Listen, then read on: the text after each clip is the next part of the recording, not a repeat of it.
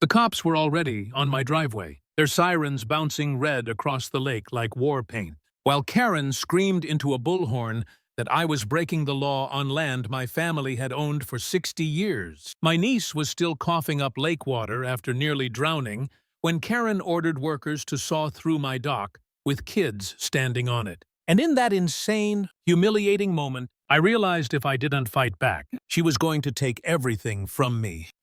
Act T. The first strike. I'll be honest with you. I never thought moving back to my grandfather's old cabin would turn into a war. It was supposed to be peace, pine trees, fresh air. But instead I got Karen, the self-crowned queen of the HOA. You know the type. Clipboard in hand, fake smile plastered on, convinced the world would crumble if people didn't bow to her rules. That summer, I invited my cousin Mark, his wife Emily, and their kids Sarah and Luke up to the lake. They drove 6 hours just to spend a weekend here. The kids were splashing, laughing, feeding ducks. I stood back thinking, yeah, Grandpa would have loved this. Then came her.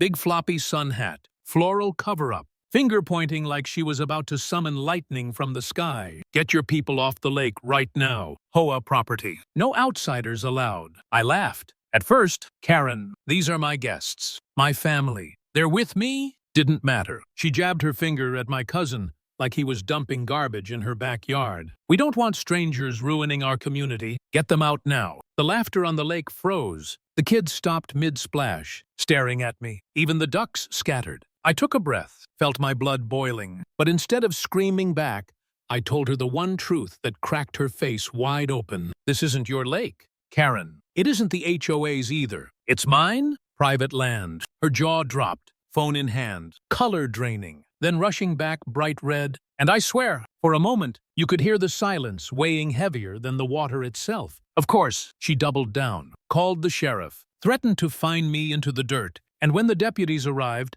I showed them the deed lake. Shoreline. Dock all mine. They nodded. Calm as can be. Looks legitimate. One said. Karen's face turned crimson. What? That can't be right. Check with county records. But the deputies stood firm. No laws broken. No trespassing. My family could stay. She spun on her heels, threw her hands up like a child denied dessert.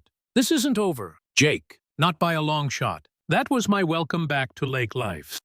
Act 2.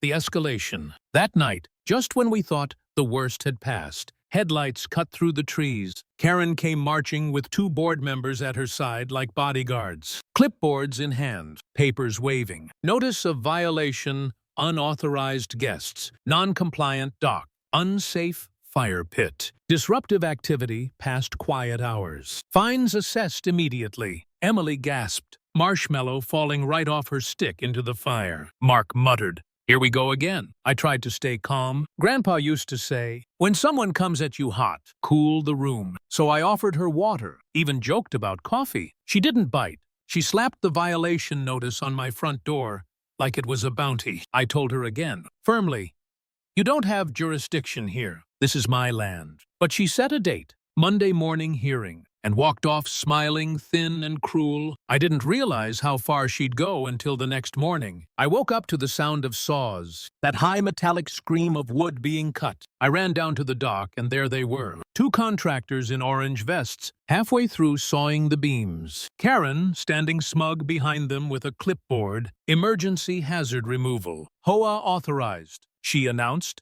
I shouted, stop! That dock is safe. You're trespassing. The saw kept biting, sparks flying. The dock groaned, dipped. And then it happened.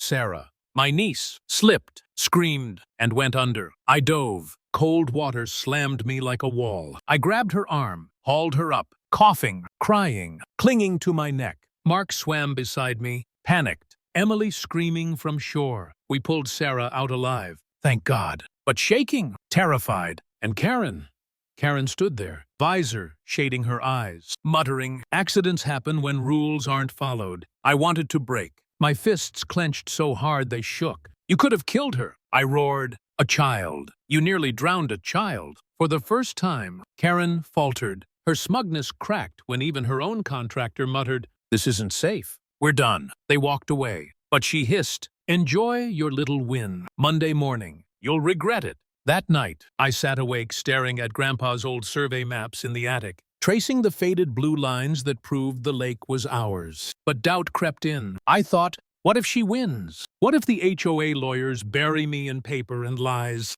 I wanted to give up, pack up, leave. I'd come here for peace, not war. Then Doris showed up. Doris, the old woman who lived 2 houses down. She brought muffins, coffee, and a kind of wisdom you don't ignore. Paper beats noise. Jake, she said, and kindness beats both. And then the twist, Tyler, a neighborhood kid, had filmed the whole thing. Karen screaming, workers cutting, Sarah falling, me diving. He posted it online. Within minutes, the video spread like wildfire. Thousands of views. Neighbors showing up at my porch with cinnamon rolls, lemonade, trash bags to help clean the shoreline. For the first time, it wasn't just me against Karen, it was Karen against the truth. Act 3. The showdown. Of course, she came harder, showed up with a lawyer, slapped a restraining order on me, said I couldn't touch the lake until the hearing, hired private security to patrol the shoreline like it was a prison yard. My family sat behind yellow tape, kids crying as guards barked warnings through bullhorns. My niece's pink float drifted into the water, and when she stepped 1 foot over the line to reach for it, they screamed final warning through loudspeakers. I'll never forget holding Sarah close, her little fingers digging into my shoulder. While grown men in uniforms threatened us for standing on land we owned. That was the moment I swore I'd fight this to the end. Monday morning, the hearing room was packed. Karen strutted in with her lawyer, folder stuffed with accusations, unsafe dock, unauthorized fire pit, harassment of officials, endangering the community. I let her finish. Then I placed my binder on the table deed, county survey, old memo proving HOA had no jurisdiction, witness statements, photos of the dock before she sabotaged it, and then I hit play on the video. The room went dead silent. On screen, Karen ordering men to cut, the saw biting, sparks flying, wood collapsing, Sarah screaming, me diving. The splash echoed through the speakers like a gunshot. You could feel the shift. Even her own board members looked sick. Brian, the vice president, stood up and said, "This memo was buried. Karen knew the HOA had no authority here. I resign, effective immediately." The county official cleared his throat. Firm. "This property is private. The HOA has overstepped." Karen shrieked, pointing, blaming everyone but herself. "This is a smear campaign. He's lying. This is harassment." But her voice cracked. And for the first time, nobody listened. The gavel came down. The restraining order dissolved. The fines vanished. The HOA was warned for overreach. And Karen was stripped of her position, her so-called power crumbling right there in the room. She stormed out, red-faced, shouting, "This isn't over." But it was, for her, at least. Closing. I walked out steady. No cheers, no victory dance, just relief. My family was safe. The lake was ours, and the noise had finally been drowned out by the truth. And standing on that porch later, watching the sunset on calm water, I whispered to myself, power doesn't come from yelling the loudest. It comes from standing firm when the truth is on your side.